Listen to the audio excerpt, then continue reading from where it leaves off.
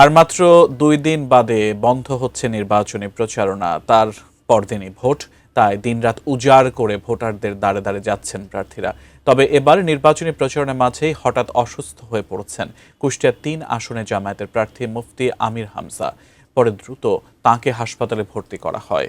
বর্তমানে কেমন আছেন তিনি, বিস্তারিত জানাচ্ছেন এসআই রাজ।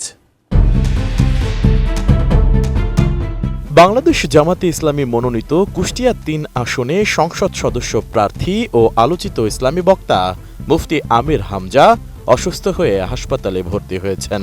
রোববার বেলা 11টায় সদর উপজেলার বিত্তিপাড়া এলাকায় নির্বাচনী গণসংযোগকালে হঠাৎ অসুস্থ হয়ে পড়লে তাকে কুষ্টিয়া 250 শয্যা বিশিষ্ট জেনারেল হাসপাতালে নেওয়া হয়।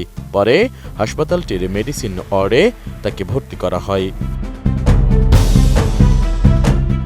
বিষয়টি নিশ্চিত করে কুষ্টিয়া পৌর জামাতের আমির বলেন, নির্বাচনী প্রচারণাকালে হঠাৎ অসুস্থ হয়ে পড়লে তাকে কুষ্টিয়া জেনারেল হাসপাতালে ভর্তি করা হয়। পেটের পীড়াজনিত কারণে হাসপাতালে প্রাথমিক চিকিৎসা নিয়ে বর্তমানে তিনি সুস্থ রয়েছেন।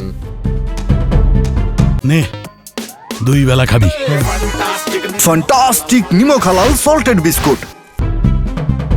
কুষ্টিয়ার 250 শয্যা হাসপাতালের আরএমও ডাক্তার হোসেন ইমাম বলেন, পেটের পীড়ায় আক্রান্ত হয়ে তিনি হাসপাতালে ভর্তি হন, সম্ভবত ফুড পয়জনিং।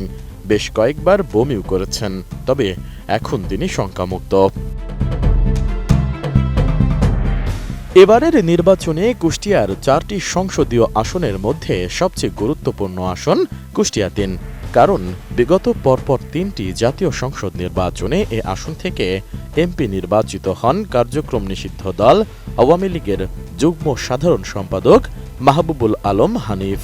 তবে বর্তমানে হানিফ সহ আওয়ামী লীগের প্রথম সারির প্রায় অনেক নেতাই গত বছরের 5 আগস্টের পর থেকে লাপাত্তা। এবারের নির্বাচনে আওয়ামী লীগ ছাড়া বাকি সব দলের প্রার্থীরাই রয়েছেন ভোটের লড়াইয়ে। ধানের শীষ প্রতীক নিয়ে নির্বাচনে প্রতিদ্বন্দ্বিতা করছেন জেলা বিএনপির সদস্য সচিব প্রকৌশলী জাকির হোসেন সরকার। অন্যদিকে এখানে জামাত ইসলামী প্রার্থী হিসেবে দাড়িপাল্লা প্রতীক নিয়ে নির্বাচনে প্রতিদ্বন্দ্বিতা করছেন বিশিষ্ট ইসলামী চিন্তাবিদ এবং বক্তা মুফতি আমির হামজা। ভোটের ডামাডোল শুরু হওয়ার সঙ্গে সঙ্গেই তাকে ঘিরে দেশের মানুষের মধ্যে আলাদা একটা কৌতূহল সৃষ্টি হয়, কারণ ওয়াজ মাহফিল সহ ইসলামিক বিভিন্ন আলোচনায় এমনকি ভোটের মাঠেও বিতর্কিত নানা মন্তব্যের কারণে সামাজিক মাধ্যমে তিনি বারবার ভাইরাল হন। এসআই রাজ, এটিএন নিউজ।